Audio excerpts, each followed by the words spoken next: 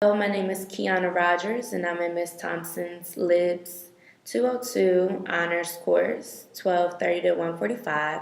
And after reading the article, From the Prison of Slavery to the Slavery of Prison, Frederick Douglass in the Convict Lease System, written by Angela Davis, Davis deliberated heavily on Frederick Douglass's silence on the post-Civil War Southern system of convict lease. Convict leasing was an undemocratic effort to control black labor in the post-emancipation era, which inferred that slavery had not been fully abolished.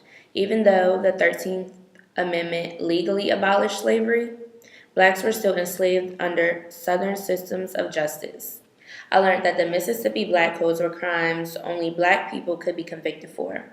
Douglass referred to the criminalization of the black population as a byproduct of slavery. He quoted, "It is sad to think of the multitude who only dropped out of slavery to drop into prisons and chain gangs." The Pig Law in 1876 classified the stealing of any cattle or swine as grand larceny and was deemed guilty of up to 5 years in jail. Statistics exemplify that in 1997, 1.8 million people were in prison and half of them were black.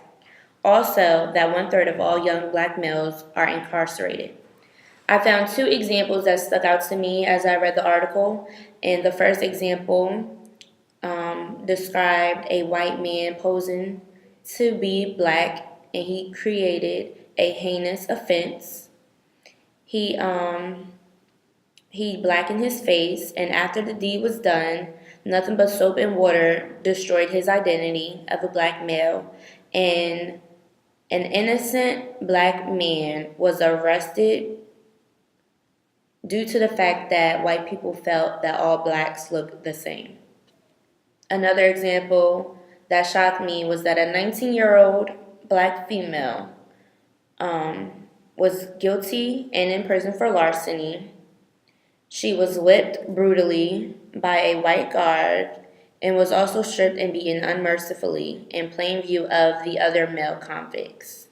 And that was just startling to me because why were men and women in the same prisons was my question. In reference to Davis' surprise of Douglass's silence on the issue at hand, Milford Fries, who is an author of a study on the convict lease system, stated, "Black leaders fell victim to the notion that criminals were getting what they deserved. Douglass believed that the Negro is the arbiter of her destiny, and blacks were free to sell or withhold their labor to Southern employers. He also argued that slavery is not abolished until the black man has the ballot. D.E. Tobias, who was a researcher, said that once a Negro voter is sent to prison, he is forever disfranchised. This is the reason why whites have made many blacks convicts of petty offenses for the purpose of depriving them of their votes." And that's very, the realization of that really stuck with me, that many blacks, the number of blacks who are in jail is due to